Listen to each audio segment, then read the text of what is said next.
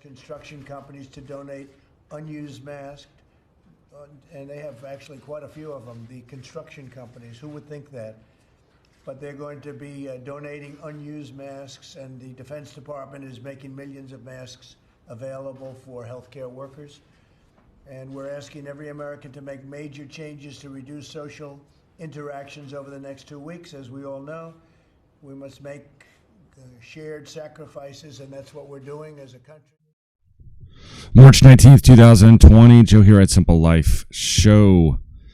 Appreciate everybody for joining me today. I'm going to try to make this video a little bit shorter. I know I went a little bit long yesterday. I am a little bit long-winded because there's a lot to get to. In this isolation that we are all going through, we are all isolated. We are all kind of feeling the pinch, at least most of us. As you have heard over the past few days, specifically yesterday, there's going to be a little bit more relief coming to the American population in the form of a check. Don't know how much that's going to be. It's probably going to be around $1,000. And I'm not exactly sure if it's just going to be for 1 month or if it's going to be for multiple months. I think they will probably have to do multiple months here. I know back during the bailout back in 2008, I believe there was some sort of check that went out. I think I remember that's been quite a long time ago, about 12 years. My memory does not serve me the best all the time. So this might be something that, that might help out some people. Obviously, money is always a good thing. The fact of the matter is that the majority of the population out there, at least in this country, they just simply do not have the savings to get them through this entire process. We might be going through to the end of the year, some people are saying. So this is not something that a lot of people are looking forward to. It's going to be very painful. It's going to be a very painful process, not just for the stock market. I know most people that have a lot of their investments in the stock market, they are freaking out right now. They are trying to sell everything, which is leading into the fear and the panic, which drives the stock market. Fear and greed. Those are the only two things that feed the economy as a whole, is fear and greed. We buy things because we are afraid. We buy things because of greed as well, because we are trying to make ourselves happy. We are trying to move away from pain. The Dow Jones Industrial Index is 20,054 as of 11:32 a.m. I'm getting kind of a late start today. I think I'm coming down with another flu. I don't know what's going on. We're going to talk about that in this section here in this show. So if I pause, it's only because I am having more phlegm enter into my throat, and I apologize about that. I know no one wants to listen to that, but there's a lot of information I want to talk about. So the Dow Jones Industrial Index is it started the day off, I think, down. I really wasn't. I didn't actually look at it when it actually opened at 9:30 a.m. Eastern Standard Time, but it's up 155 now. A lot of people were assuming that due to the influx of money into the market and the bailout package that just recently went through, that this was going to have a better effect, but it's really not doing anything. 0.78% up, so it's not really doing much. And in fact, a lot of investors and a lot of the so-called, I guess, experts out there are saying this is going to be pretty bad on a fundamental term, because this is not something that we have gone through before, as far as a black swan event from a pandemic, as far as, affecting the economy. We have gone through so many different types of bailouts all the way back to the 70s. But for various different reasons, we have gone through these bailouts. This is something that's a little bit different. It's through a pandemic, and I know that H1N1 was a problem back in 2008, I believe, 2008, 2009. And there was some bailouts concerning that as well, but this is different. This is affecting everything. And it's going to get worse on a fundamental level, and this is what some of the experts are talking about. I think that the real question is what's going on in the real economy. And I think that now that we're shutting down restaurants, that we're shutting down schools, there's, a lot of people are going to be without a paycheck. And those people are people who probably don't have $500 of savings in the bank. They can't cover next month's rent and their payments, and their car payment and everything else. And So I just see this thing getting much, much worse at a fundamental level. Even those who are negative like you, like Mohammed El-Arian, who I talked to a few moments ago, agrees that things will be bad in the near term, but that you're going to get a big snapback on the other side. Do you disagree? I think it all depends on the policy response that we get out of Washington. We desperately need a program like TARP or TALF that was used in the financial crisis to shore up failing industries. This idea that we're going to take on one failing industry at a time, like the airlines now with the $50 billion proposed bailout package. We saw this in the financial crisis. It starts to cascade, and the problems come faster and faster, and we... Yeah, the problems are going to be coming faster and faster. Let's just take a look at the current numbers right now. Obviously everyone's keeping score of the tallies. Total confirmed now 222, 620, 642. Total deaths has taken a huge spike up to 9,115 here in the U.S. 9,415. Just yesterday, we were at 7,000. So we have more now because of all the testing that has been going on. We're going to continue to see spikes. We all know this by now. So as far as the economy goes, this guy that was talking, this investment advisor, who was just talking here on the last video I showed, was talking simply about that this is something that we don't really have a precedent for. This type of widespread pandemic and the multiple closures of a lot of these restaurants and the entertainment sector, the sports arena sector, and all this other type of stuff. All these corporations are feeling the heat when it comes to this mass layoffs. So many people are losing their jobs now, and they simply just don't have the money to spend. Least of all in the stock market. A lot of people are saying that you should this is a great buying opportunity. But at the same time, when you have so many people losing their jobs, you're not going to have, the type of involvement in the public sector in the stock market that you would normally have to create that type of rebound. And, with a lot of the influx of money from the U.S. government, we're just not seeing it. We're just not seeing it now. That's why we're seeing such small gains right now, 155.60. And let me just refresh this, see where it's at. Looks like it's taken a little bit more. So things are a little bit choppy right now. It's up and down. The market really doesn't know what to do right now. Do not focus on the stock market. The stock market will take more of a hit. It will continue to go down because of all this, because simply we have not reached the peak in the infections of this virus. And I believe it's going to even get worse because of different stuff like mutations and other things like that, which has already been proven. The virus has already been mutated, but we'll get to that as well. So on to some news here that is not related to the COVID, because I tried to put some other stuff in there that's not related to that. So Tulsi Gabbard has actually officially suspended her campaign for president, and she has endorsed Joe Biden. Big surprise, right? Maybe Joe Biden has promised her some sort of cabinet position or something like that. I think it's really kind of interesting, though, that a lot of people just didn't realize that Tulsi Gabbard was still in this race. The lone female in the race that everyone simply forgot about. With the Me Too movement and the feminist movement going on and all the pink hats and all that kind of stuff, I find it kind of hypocritical that so many people did not even realize that Tulsi Gabbard was still in this campaign. She was still receiving some votes, but I just don't think people really realized she was in it. She had a lot of really great ideas. Of course, she was not a fan of Clinton, and Clinton was not a fan of her. They were going back and forth. But now it is officially over, and I believe it's officially over for Bernie Sanders as well. He had a chance, like I explained in the last video, to really do something positive, or I guess negative, against Joe Biden during the debate.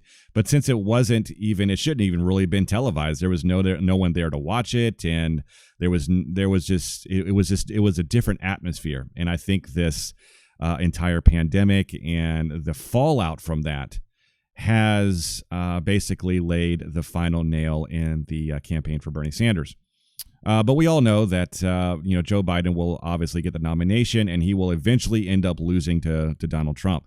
barring some sort of terrible thing. I mean, we're already going through a terrible thing right now. So that's actually going in actually in favor of Joe Biden right now. If he wants to take advantage of that, that's fine. I think he is. I think he's jabbing a lot at the president right now.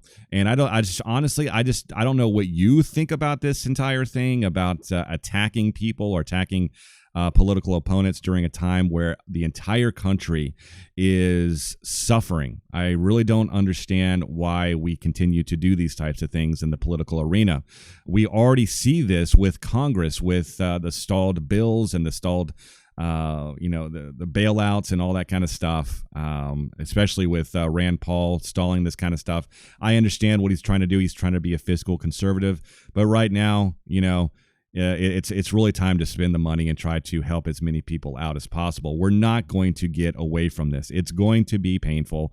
And I personally believe that we are going to be entering into a depression, not simply because of this pandemic, but because of all the underlying issues with our monetary system that have been building up over the past 90 to 100 years. We've been talking about this. You should be aware of this by now. Alyssa Milano is back in the news, obviously. She has called Trump racist again over his over calling the COVID-19 the Chinese virus, or now there's some people calling it the Kung flu, which is kind of ridiculous. Some say it's kind of funny, but this is, it's really not the time for that. It's, the comic relief is one thing, but we need to kind of separate this whole thing into its constituting factors and parts. But Alyssa Milano, along with a lot of the lunatics on the left, I don't consider all Democrats lunatics. I just think there's a faction of those that are left that just simply cannot stop talking about Trump. I think that we need to support our president, and we need to support everyone in this effort to try to get this country out of this hole. Even though I personally believe, based on the research that I've done and the knowledge that I've acquired over so many years, that there's just simply no way out of this.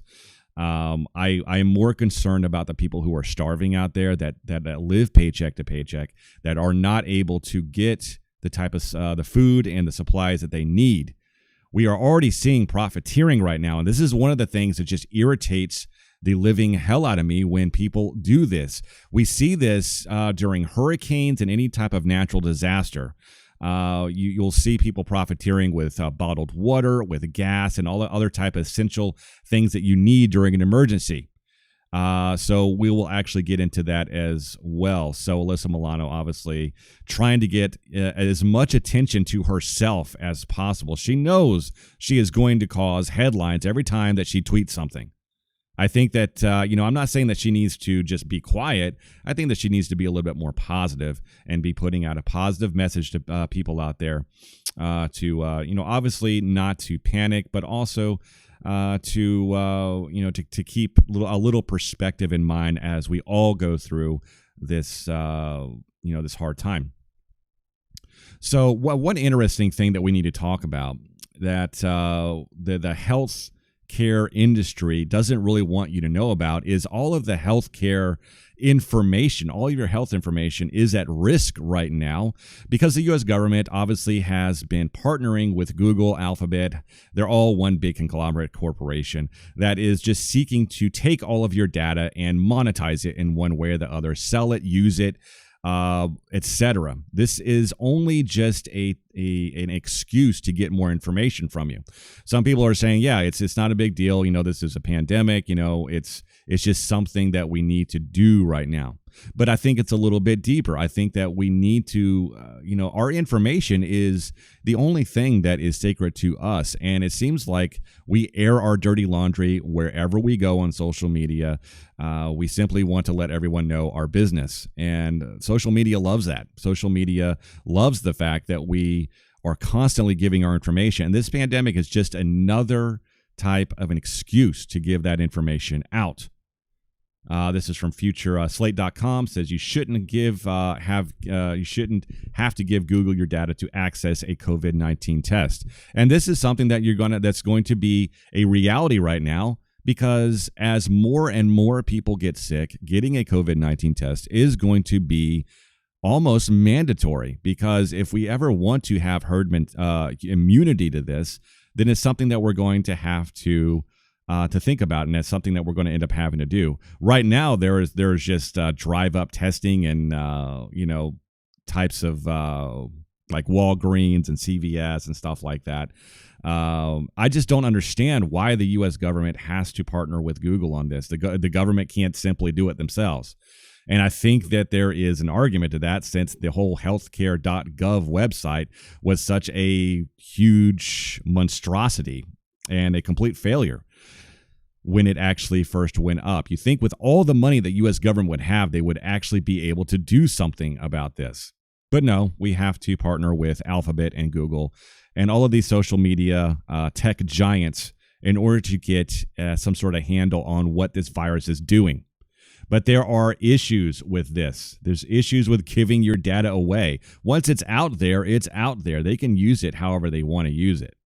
Interesting here, but early confusion over the website Scope. This is the website that Google and that is using to basically screen people to see if they can actually get a COVID-19 test. But early confusion over the website Scope is not the only concern. Visitors must sign in with an existing Google account or create a new one, which requires providing a phone number. Once admitted, users are asked about their age, gender, travel history, health status, and contact with people who may have been exposed to the novel coronavirus. Based on those answers, the portal calculates your risk score for COVID-19. The problem with this, on the surface, it's like, oh, well, this is a good thing. We have to track stuff. Okay. But the problem is that when you start giving away your health information, like I said, it's out there. The tech giants out there can end up selling it to health insurance companies. They can sell it to other types of corporations. It can follow you around. It can affect your credit score. If you don't think that this kind of stuff can happen, please refer to China. China has been doing this for a long time, and we're supposed to be just like China. At least that's what Obama said. We're supposed to be following the example of China, which was probably one of the most obscene things I've heard out of the Obama administration. If you don't believe me, look it up. I mean, the Obama administration, I'm not trying to throw Obama underneath the bus all the time, and I certainly don't do that. Every administration has its problems. But comparing the United States to a communist regime is not the right thing to do. And to assume that we should be like China is absolutely absurd. So moving on, similar topic here. If you don't know anything about Google's Project Nightingale, I suggest that you do a little research. This article is not that old. This is November 20th of last year. So Google's Project Nightingale is all about predicting or using artificial intelligence to predict your health and what's going to happen to you. And this has been developed for quite a long time. Patents document filed in 2008 suggests that Google aspires to predict or identify health conditions in people who haven't even visited a doctor via something called emergent medical data, EMD. Ascension's trove of health data can help it achieve that goal. Emergent medical data is health information inferred by artificial intelligence from mundane consumer behavior. So it's just stuff that you do online. If you don't think that if you don't think that you're being tracked in everything you do, please think again. We live in the 21st century. It is 2020, and we are all being tracked. Our information is not secure. And that's another thing that I really wanted to bring up, that a lot of the people, and I'm kind of skipping ahead here, but a lot of people that actually work for the Pentagon, they are actually working from home right now. And what does that mean? It means that a lot of the classified information out there could be at risk. So it's not only just our health information that's at risk, it's also the classified information that helps to protect this country. And that could be at risk as well. And I know that a lot of the countries that simply don't like us are seeing us as a wounded fawn right now, and they are going to end up attacking at the height of this stuff. I'm making a prediction right now. We are going to have a lot of cybersecurity threats, and we're going to have attacks from other countries when we are at our weakest. And if you a lot of our adversaries out there, they have been simply waiting for a opportunity to do this. Now, a lot of countries out there are having problems, and that's probably why we haven't seen as much of that as of yet. Maybe there's some already attacks going on that we simply don't know about, and the government doesn't want to let us know about these types of things because it's going to add more into the fight or flight response that people have. It's going to lead into more fear and more panic and more pandemonium and chaos. So this is something that we really need to understand. A recent landmark study involving Facebook demonstrates the power of EMD mining. The study analyzed the health records and social media posts of 999, it's kind of a weird number, Facebook users. The results were surprising. Please listen to this. Posts containing religious language such as words God, Lord, Jesus were strong predictors of diabetes. Finding that connection would have been impossible without AI and access to health records. What are they trying to say with this? They are trying to say that people who are religious or spiritual or believe in God are unhealthy. They're unhealthy individuals. They eat too much. They have diseases and all of this kind of stuff. I mean, the type of inference here is amazing. And we really need to be a little bit more stewards of our own information and be a little bit more cognizant of what we're actually putting out there as far as our own health, because it doesn't even really matter. Because even if you talk about, like, say, religion or spirituality, the AI can make types of assumptions about you. And that is the world we live in right now. Moving on, artificial intelligence-based suicide prediction. Now, this is something that also Facebook was highly involved with using AI bots, scanning different social media posts and trying to understand and trying to prevent suicide. At least that's what they say.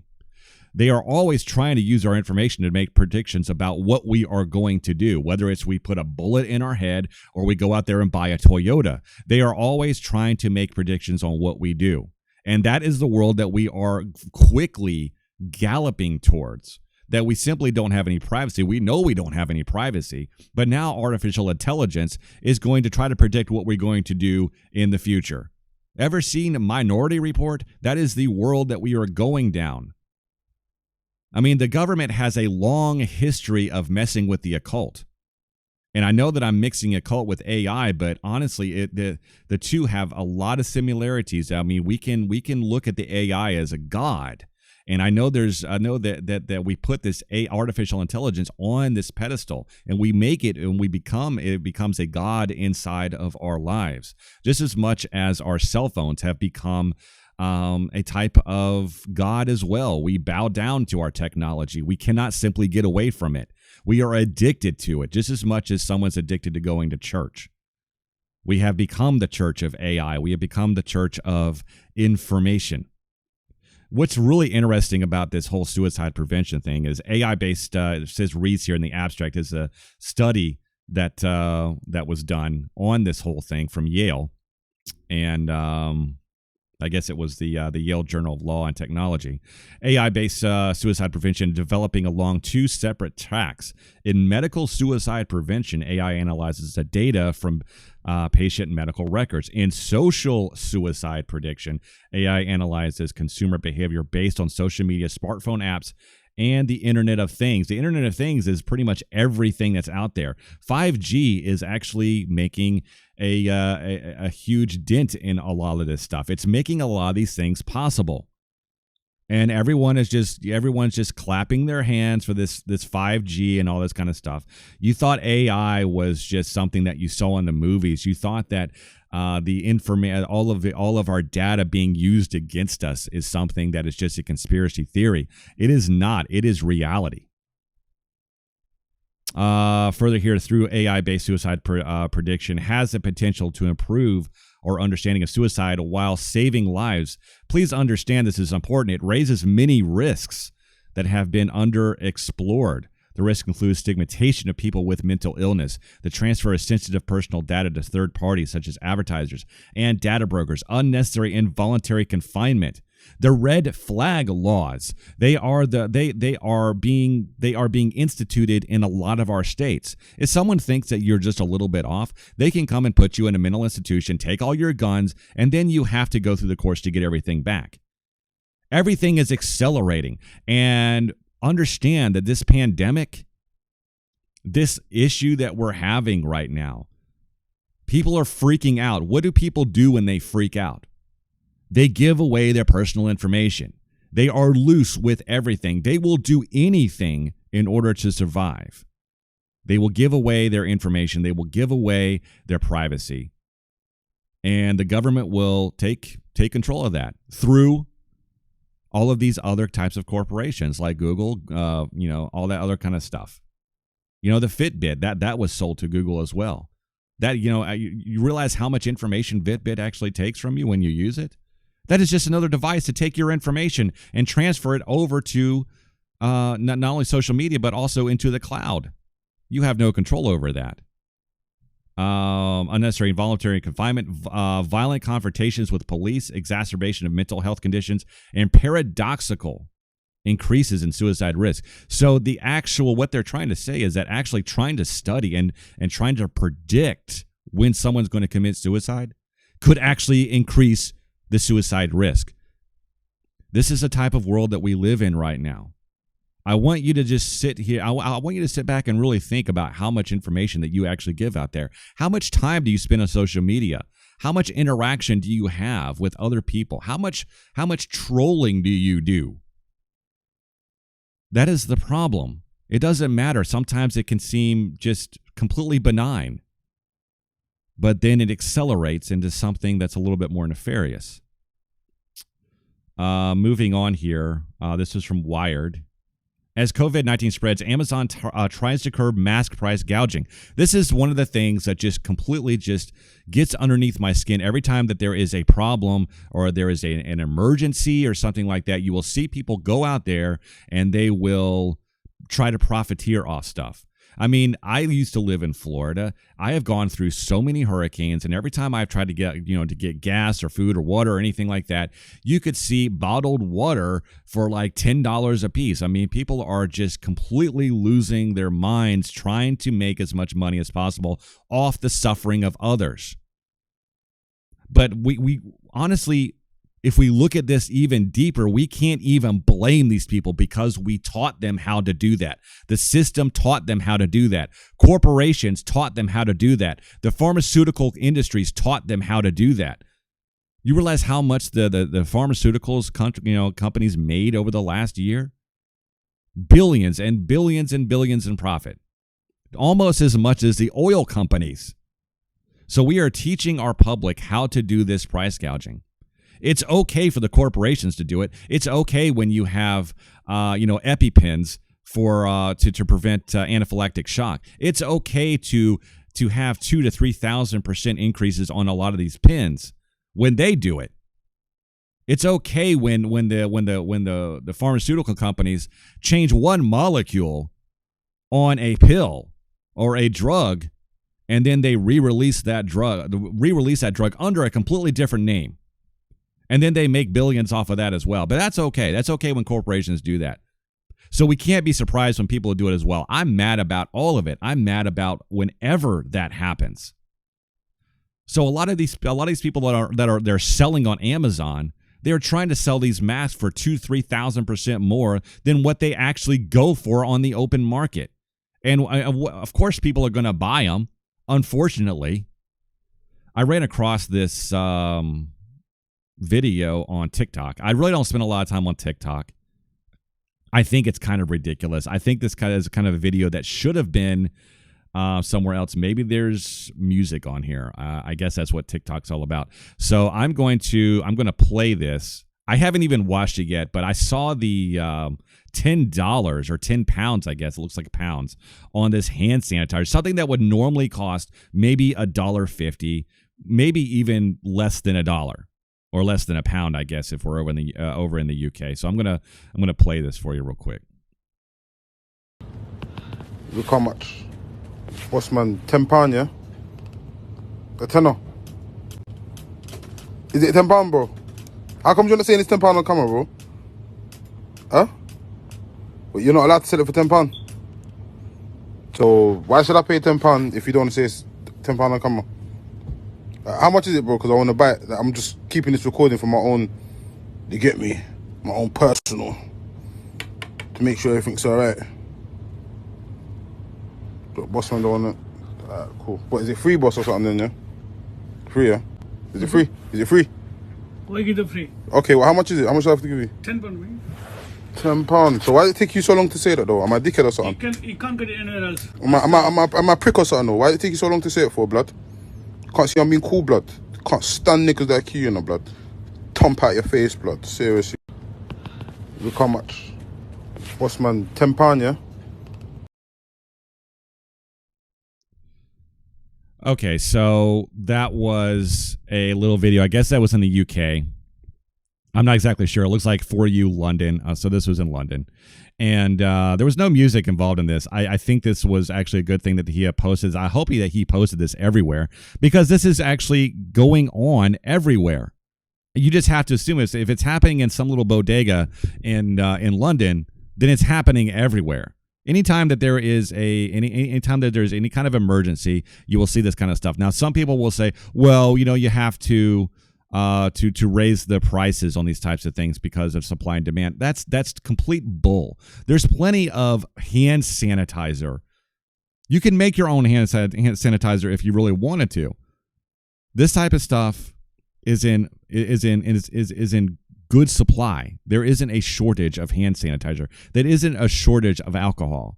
There isn't a shortage of material to make masks. This is just pure profiteering. But like I said, we can't even really blame these people, because that is what they have been taught. The public has been taught their entire lives from the corporations that surround us. This is just another study that was done on the Scourge Society. What actually really happens when you live in a society that is based on your score. And your score is based on so many different factors. And one of those factors can be, and really is, at the height of everything, your health and all of your health information. Please understand that if you have poor health, that could affect everything. It could affect not only your health insurance, but it could also affect whether you get a certain loan, whether you can get a job, and all this other type of stuff. So when we're giving all this information over to Google and Alphabet for this coronavirus, please also understand that they are storing that information. They will use it at another time.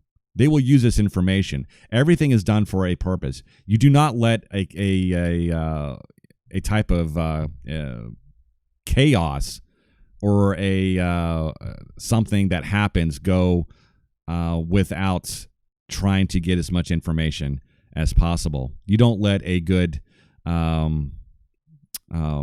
crisis go to waste. So that's what I was trying to think about. Sorry, I got kind of tongue-tied there. So here in this abstract, it says big data is increasingly mined to rank and rank individuals. Predictive algorithms assess whether we are good credit risk, desirable employees, reliable tenants, valuable customers, or deadbeats, shirkers, menaces, and waste of time. Crucial opportunities are on the line, including the ability to obtain loans, work, housing, insurance. Through automated scoring and pervasive and consequential, is also opaque and lacking oversight. Do you think that companies like Google, do you think there's really any government oversight on what they do? With all of their supercomputers, with all the information that they have, how much actual government oversight is there? Or is the government actually just simply working with Google? Maybe that would be a more succinct type of explanation on that. And also, okay, it's in one area where regulation does prevail, credit, the law focuses on credit history, not the derivation of scores from data. I think that's actually going to change. I think everything is going to be based on the data that they mine. It's all going to be taken together as a huge score. China's doing it. Other communist countries are doing it. Pretty soon the United States is going to do it as well. We always think that in a society that we see as free, in the republic for which it stands, that nothing like this could actually happen. That is a very dangerous assumption. We need to move. I need to move on. I'm already sitting at 30 minutes here. I did want to make this a little bit shorter.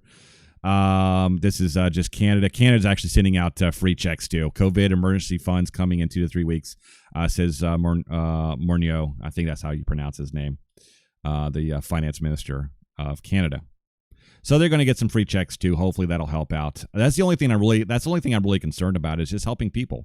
People need help right now. I'm not concerned about the corporations. I'm not concerned about the stock market. The stock market was going to go down anyway. This whole economy is going to implode anyway. The pandemic and this coronavirus was just a black swan that gave it the excuse to do so early. From the Independent here, this is one of the last things I really need to talk about here. That's something that a lot of people are not talking about. Is this herd immunity? So there's a lot of people saying that we need to get to herd immunity in order to get over this virus. So what is herd immunity? Herd immunity is when you get 60% or more of the population to have an immunity to a virus. So you could have 40% of the population that does not have an immunity, but if you have 60%, then that actually insulates and protects the other 40%. So that is something that we are trying to get to. And we get to that either one or two ways. We get to that either through vaccine or we get to it by actually infecting 60% of the population. A lot of the experts are saying that we're going to actually reach 60% anyway, so we'll develop herd immunity. That's great if it doesn't mutate. If the virus doesn't mutate. Understand that with a lot of these coronaviruses, you have different types of viruses that are on the same type of evolutionary line. But if there's something that's called androgenic drift or shift. Now, drift is when the proteins of a virus change in little ways. But if there is an actual shift and they actually change in fundamental ways, then that's when you have mutations. Then that's when you have a lot of these pandemics that explode. H1N1 was one of them. H1N1 was a androgenic shift in the proteins, and that is why that's why pandemics happen. It's because there is no herd immunity. There is no types of immunity. That's why it spreads so quickly in the population. This is from CBS 8. This was from the 17th, 2 days ago. Immunity after recovery from COVID-19. Yes, but that is only if we have herd immunity, but as also it means if it hasn't, the virus has not mutated. We think we have this assumption that we are dealing with the same virus that came out of Wuhan. This is incorrect. We are not dealing with the same virus that's come out of Wuhan. This says coronavirus, Spanish COVID-19. This is a Spanish study, has mutated from the original virus. The University of Valencia team has sequenced the coronavirus from the same time in Spain, a breakthrough en route to a potential vaccine. People are seeing this as a good thing. Yeah, it's a good thing when you can sequence the DNA, but it's also a bad thing if we have discovered now that there are different mutated viruses.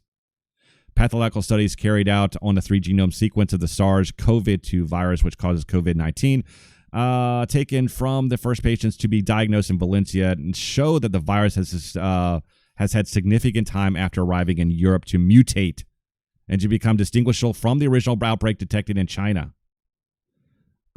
These types of investigations are expected to aid scientists in their work to produce a vaccine for COVID-19 strand of the coronavirus.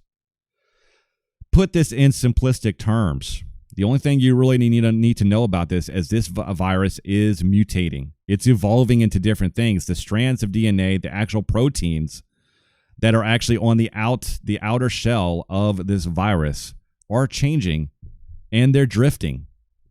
Now, the problem is that if they completely shift, if these proteins actually shift and become a new virus. Now, this normally only happens if it is introduced into another organism. But it doesn't mean that once it's transferred to different sections of people, different races and so forth, that it will not mutate. So we will potentially have to have multiple different types of vaccines because the vaccines may not go across the entire spectrum of the virus. Like some of the viruses, like some of the vaccines that we do have with the common flu, influenza, that you'll have cross immunity to other different types of viruses. Will that happen with this coronavirus? I don't know. With this COVID-19 novel virus, that is yet to be seen. But a lot of the studies that are coming out of Madrid and other countries are saying that this virus is actually mutated to different forms. That doesn't necessarily mean, however, and I want to make this clear, that doesn't mean that there's been a shift. It just means that there has been a drift. And this is an interesting article. I'll post this in article documents. But how a flu virus can change, drift and shift, antigenic shift, drift and shift. It explains the difference between drift and shift and how the proteins are arranged and so forth and how they changed over time. And if there's a shift, just like it says, such a shift occurred in the spring of 2009 with the H1N1 virus from genes of North American swine, Eurasian swine, humans, and birds emerged to infect people and quickly spread. So yeah, there's a lot of science that goes into this. You know, the experts are working on this kind of stuff, but understand that just on an outward layer, for understanding purposes, that we need to understand that this stuff can mutate. We can get reinfected with this. Another interesting from Science Daily, there's been a lot of rumors that the coronavirus epidemic was actually a bioengineered weapon. They have just released a study here from data and studies actually on the genes and the DNA sequences and proteins, so forth, on this COVID-19 novel coronavirus. And the analysis of public genome sequence data from the SARS-CoV-2 and related viruses found no evidence the virus was made in a laboratory or otherwise engineered. They had actually taken a look at the virus a lot closer, evaluating the entire genome sequence of this virus, and determined that there was just simply no way it could have been engineered. That it is a shift. It is that protein shift that we were just talking about, that androgenic shift in proteins that happened, and it was probably something that was off the SARS virus. That's why they call it SARS-CoV-2, because it is a shift in proteins off that original SARS virus, and it's probably related to the bat or something like that. That's what they're trying to determine. They pretty much made that determination. It's probably from a bat. So the original idea that we had this, and the original assumption that it was from a bat, is turning out to be true. So I think that we need we honestly really need to trust the scientists on this and trust their expertise. They know a lot more than most other people. They definitely know more than about me. I just read the information and I try to discern it and try to give that information the best way I can, just like everyone else out there. So yeah, this was something about the mutated version here. Moving on, machine learning for biology. How will COVID-19 mutate next? So a lot of people are worried about this as well. This is from March 15th. It says something that many people don't think much about viruses is that, like every other organism on Earth struggling for survival, they evolved or mutate. So understand that viruses, they don't simply just go from host cell to host cell. They have a specific purpose, and that purpose is to survive. If the virus feels, and I'm using that term kind of loosely, or if it detects, I guess, that it's being threatened, yeah, there could be a shift in the proteins, and that could actually cause or a drift, and that could maybe even lead to a shift. Like I said, this has only happened, a handful of times that has led to a pandemic, but mutation is always something that we need to be wary of.